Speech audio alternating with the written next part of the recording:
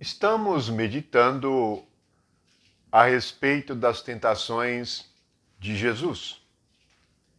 Jesus sofreu tentações, venceu todas as tentações. Nós precisamos de entrar no mistério e na realidade destas tentações, porque todos nós que nascemos em pecado precisamos desta compreensão para também termos uma vida espiritual vencedora, para vencermos as coisas nas quais nós também somos tentados. Mas vejamos capítulo 4, versículo 8. Mateus capítulo 4, versículo 8. Levou ainda o diabo a um monte muito alto. Mostrou-lhe todos os reinos do mundo e a glória deles. Ele disse: tudo isto te darei se prostrado me adorares. Hoje nós meditaremos nisto. Por que Satanás requer adoração? E como Satanás pode ser adorado? Onde ele pode ser adorado? Não vamos fazer especulação segundo o que nós pensamos ou achamos, mas nós vamos ler, através da palavra revelada, algumas coisas que nos dá esta explicação. Primeiramente, nós vamos ler 2 Tessalonicenses, capítulo 2, no versículo 3 e 4. Diz assim: ninguém de modo nenhum vos engane, porque isto não acontecerá sem que primeiro venha a apostasia, e seja revelado o homem da iniquidade, o filho da perdição, o qual se opõe e se levanta contra tudo que se chama Deus ou é objeto de culto, a ponto de assentar-se no santuário de Deus, ostentando-se como se fosse o próprio Deus. Portanto, haverá um outro homem que vai ostentar-se como se fosse o próprio Deus. Assentar-se-á no santuário de Deus. Ele é chamado homem da iniquidade, o filho da perdição. Vamos meditar nisto.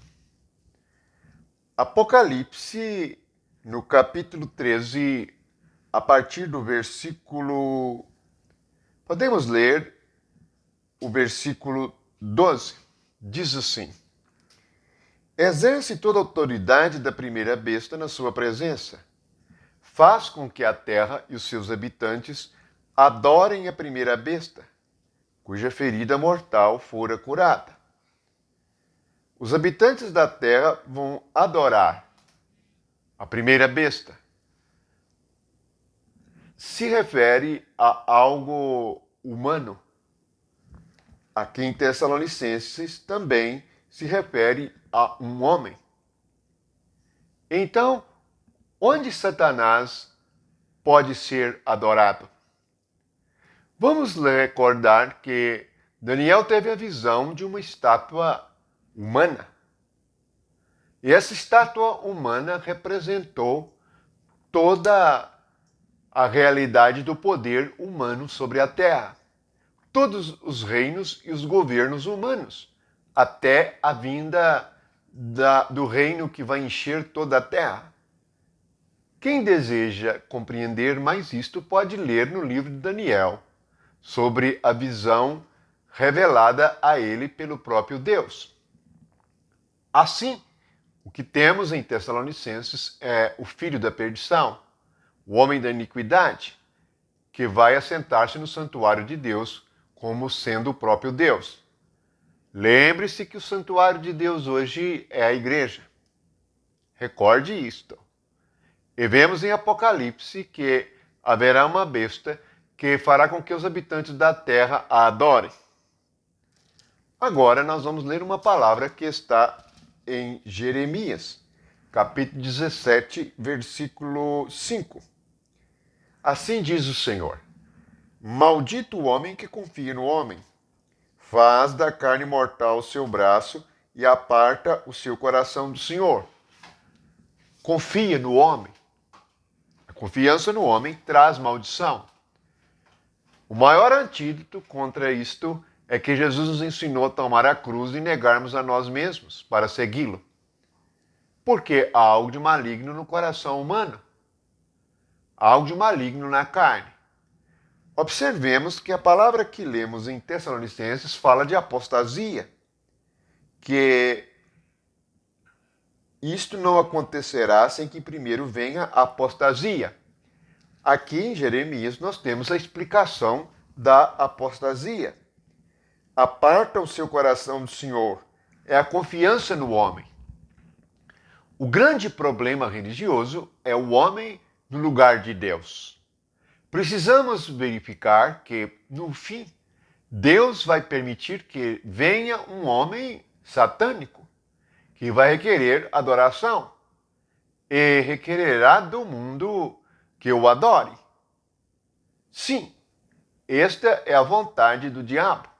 Então já sabemos que o diabo ele vai requerer adoração através do homem. E até hoje, o mundo inteiro tem o homem no lugar de Deus.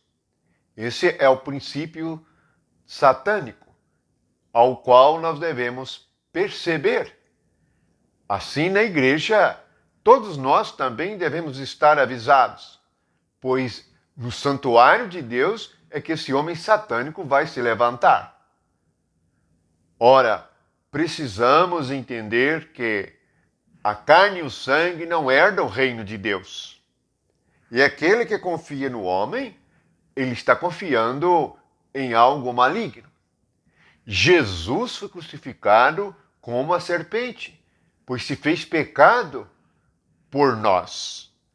Ele disse a Nicodemos: assim como Moisés levantou a serpente no deserto, convém que o Filho do Homem seja levantado, para que todo aquele que nele crê não pereça, mas que tenha a vida eterna. Diz lá em Hebreus que Jesus destruiu o diabo na cruz. Só há algo efetivo contra Satanás: a cruz que destrói a carne. Quem compreendeu isto estará livre deste engano.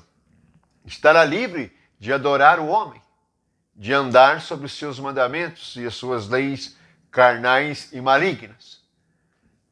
Precisamos de perceber que Jesus venceu esta tentação. E assim, não adorou a si mesmo, mas adorou a Deus, obedecendo a Deus e a sua palavra.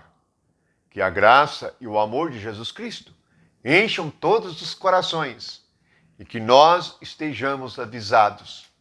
Não apartemos o nosso coração do Senhor. Não nos separemos do seu Espírito que nos dá vida, do seu Espírito que nos guia a toda a verdade. O Senhor Jesus é a nossa vitória.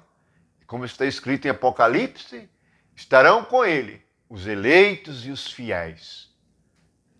Que a paz do Senhor enche o seu coração. Amém.